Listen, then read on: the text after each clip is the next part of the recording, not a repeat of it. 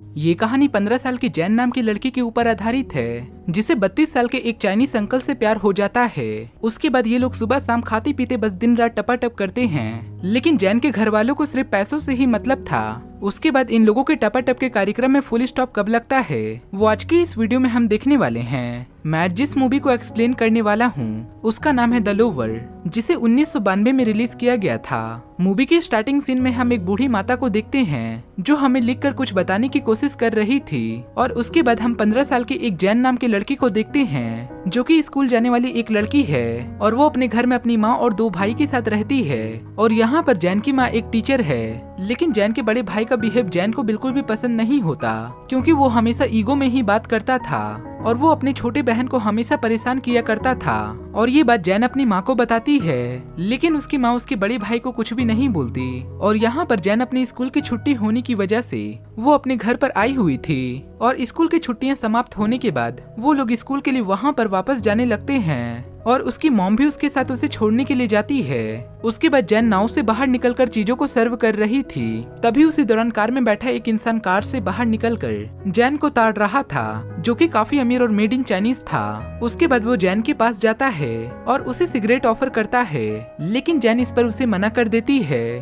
और बोलती है कि मैं सिगरेट नहीं पीती। और मैं आपको बता दूं कि इस चाइनीज लड़के का नाम टोनी है, और वो जैन को बताता है कि मैं इसी गांव का रहने वाला हूँ, और अगर तुम चाहो तो मैं तुम्हारे हॉस्टल तक तुम्हें छोड़ दूंगा। जिसके बाद जैन भी उसकी बातों को मान जाती है, क्योंकि उसे भी लग्जरियस कार में बैठना था। कार में बैठने के बाद दोनों को एक दूसरे से बात करने का मन था, लेकिन उन लोगों के पास कोई भी पॉइंट नहीं था। तब जैन उस व्यक्ति को बोलती है कि मैं बस अभी 17 साल की हूँ, और उसके बाद टोनी भी अपनी एज 32 साल बताता है। उसके बाद पता नहीं उन दोनों के बीच में चरम सीमा कहां से आ जाता है, और टोनी उसके हाथ को पकड़ लेता है। परंतु जैन को भी यहाँ पर इस बात का बुरा नहीं लगता, क्योंकि वो भी टोनी में इंटरेस्ट ले रही थी। और यहाँ पर जैन टोनी को अपनी एज इसलिए गलत बताती है ताकि टोनी उसके करीब आ सके। उसके बाद टोनी जैन को उसके हॉस्टल पर छोड़ देता है और वो वहाँ से चला जाता है। जैन की लाइफ में पहला व्यक्ति आता है, इसलिए वो काफी खुश थी, और वो एक्साइटमेंट के चक्कर में उसकी सारी बातें अपने फ्रेंड को बताने लगती है। अगली सुबह जब जैन अपने घर से स्कूल जा रही थी,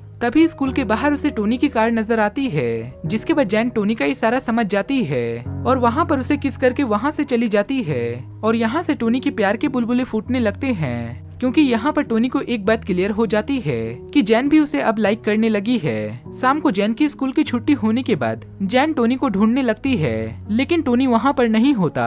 अगले दिन जैन स्कूल की छुट्टी होने के बाद वो अपने फ्रेंड के साथ डांस प्रैक्टिस कर रही थी, तब उसे बाहर में टोनी की कार नजर आती है, और वो उसकी कार में बैठकर वहाँ से चली जाती है। और उसके बाद टोनी उसे जन्नत की सैर करवाने के लिए एक प्राइवेट रूम पर लेकर जाता है, और वो जैन से कहता है कि ये तुम्हारे जैसे पढ़ने वाले बच्चों के लिए एक लॉज है। पर वहाँ की चीजों को देखकर जैन को ये बात अच्छे से समझ में आ जाता है कि ये टपाटप करने वाला रूम है, जहाँ पर सिर्फ आवाजें ही निकलती है। और टोनी जेन की एज को लेकर काफी ज्यादा कंफ्यूज रहता है, क्योंकि जेन उस मेड इन चाइनीज व्यक्ति की एज से काफी ज्यादा कम थी। जिसके बाद टोनी जैन को अपने घर पर जाने के लिए कहता है। तब जैन उससे कहती है कि मुझे पता है कि तुम मेरे साथ क्या करना चाहते हो, और मैं भी चाहती हूँ कि तुम मेरे साथ टपाटप करो। ये सुनने के बाद भाई साहब टोनी को तो जैसे ड्राइविंग लाइसेंस ही मिल गया हो, कभी बैठ के तो कभी लेट के, कभी आगे से तो कभी पीछे से, कभी ऑडी तो कभी BMW, और वो पूरे दिन ही लगातार ऐसा ही करते हैं जैसे कि उनके गाड़ी का ब्रेक फेल हो गया हो। उसके बाद जैन टोनी को बताती है कि मेरे डैड के एक्सपायर होने के बाद हमारे घर की फाइनेंशियल कंडीशन काफी ज्यादा खराब हो गई है। जिसके बाद टोनी को ऐसा लगता है कि जैन ने मेरे साथ सिर्फ पैसों के लिए ही टपाटप किया था। तभी जैन उससे बोलती है कि मैं एक राइटर बनना चाहती हूँ, और मैं अपनी फैमिली की सारी समस्याओं को दूर करना चाहती हूँ। जिसके बाद टोनी उससे बोलता है कि क्या मैं तुम्हारी मदद करूँ, और इस पर जैन उसे साफ साफ मना कर देती है। उसके बाद वो दोनों एक होटल में डिनर करने के लिए जाते हैं, जहाँ टोनी जैन को बोलता है कि हमारी चाइनीज में एक वसूल है, और मैं एक चाइनीज हूँ, और मेरी शादी भी एक चाइनीज लड़की से ही होगी, और मैं तुमसे शादी नहीं कर पाऊंगा। जिस पर जैन अपने आप को सांत्वना देने के लिए जैन भी उससे बोल देती कि मैं भी तुमसे शादी नहीं करना चाहती, और ये एक सुनहरा पल है जो मैं तुम्हारे साथ जी रही हूँ। लेकिन रात को सोने समय जैन काफी ज्यादा रोने लगती है, क्योंकि जैन को टोनी से सच्चा वाला प्यार हो गया था, लेकिन अब जैन अपने प्यार को टोनी को नहीं बता सकती थी। और अगले दिन से जैन स्कूल जाने के बहाने से टोनी के साथ पूरा दिन टपाटप करती थी। एक दिन जैन की मॉम उसे टोनी की कार से आते हुए देख लेती है, और घर पहुँचने के बाद जैन को उसे एक लेटर दिखाती है, जो कि जैन की स्कूल कंप्लेन थी, क्योंकि वो काफी दिनों से स्कूल नहीं जा रही थी। और उस लेटर में लिखा हुआ था कि जैन काफी दिनों से स्कूल नहीं आ रही है। जिसके बाद जैन की मॉम उससे काफी ज्यादा गुस्सा होती है और वो उससे पूछती है कि तुम इतने दिनों से कहाँ थी।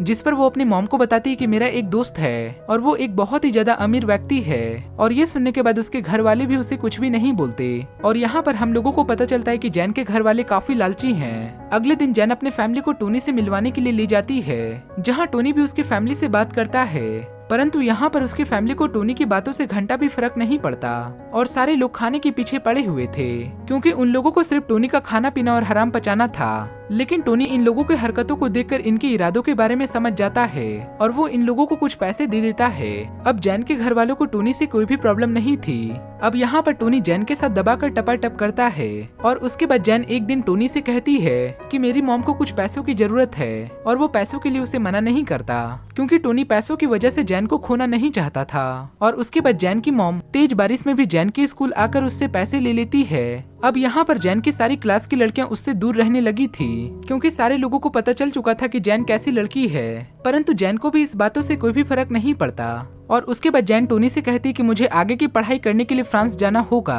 और उसके बाद टोनी जैन को अपनी माँ की दी हुई डायमंड रिंग उसे दे देता है, ताकि रिंग के बहाने वो टोनी को याद रख सके।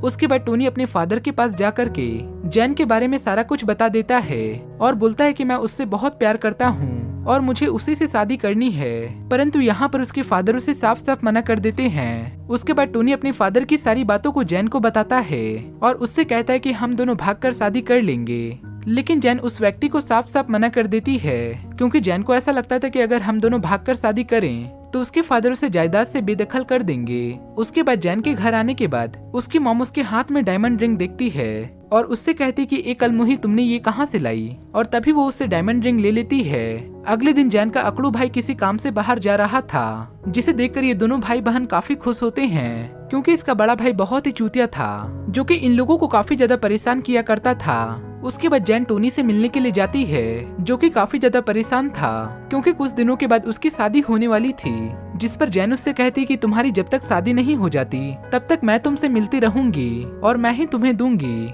लेकिन यहाँ पर टोनी फिर भी रोता रहता है। अब यहाँ पर जैन अपने आगे की पढ़ाई करने के लिए फ्रांस जाने के लिए पूरी तरह से तैयार थी। जिसके बाद जैन की मॉम उससे कहती है कि हमें फ्रांस जाने के लिए हमारी पूरी मदद टोनी ने करी है। जिसके बाद जैन टोनी से मुलाकात करने के लिए जाती है और पूरे दिन वेट करने के बाद भी टोनी उसके घर पर नहीं आता और फ्रांस जाते समय उसे टोनी की कार नजर आती है। जिसके बाद उसे ऐसा लगता है कि टोनी उससे मिलने के लिए आया है, लेकिन टोनी भी वहाँ पर नहीं आता और फिर जैन काफी ज्यादा रोने लगती है। अब यहाँ पर हम आपको बताते हैं कि जो स्टार्टिंग में आपने बूढ़ी माँ को देखा था, जो लिखकर कुछ हमें बताने की कोशिश कर रही थी, वो असल में जेनी ही थी और ये सारी कहानी को लिखकर वो हमें बता रही थी। तब उसी दौरान उसे टोनी का कॉल आता है और वो उससे कहता है कि मैं शादी के बाद भी तुमसे ही प्यार करता हूँ और मरते दम तक मैं सिर्फ तुमसे ही प्यार करता रहूंगा। और जितना कुछ भी आपने इस वीडियो में देखा वो जैन नाम की एक बूढ़ी औरत ही कर रही थी, जिसने अपनी कहानी को बताया और ये मूवी यहीं पर समाप्त हो जाती है। आई होप कि ये हमारी वीडियो आपको जरूर पसंद आई होगी। वीडियो पसंद आया हो तो वीडियो को एक लाइक करें और आगे भी हमारे साथ बने रहने के लिए चैनल को सब्सक्राइब करें और नीचे दिए गए बेल आइकन को जरूर दबा दें, ताकि आने वाली वीडियो की नोटिफिकेशन आपको हमेशा मिलती रहे। फिर मिलेंगे ऐसे ही अगले इंटरेस्टिंग वीडियो को लेकर, तब तक के लिए बाय बाय।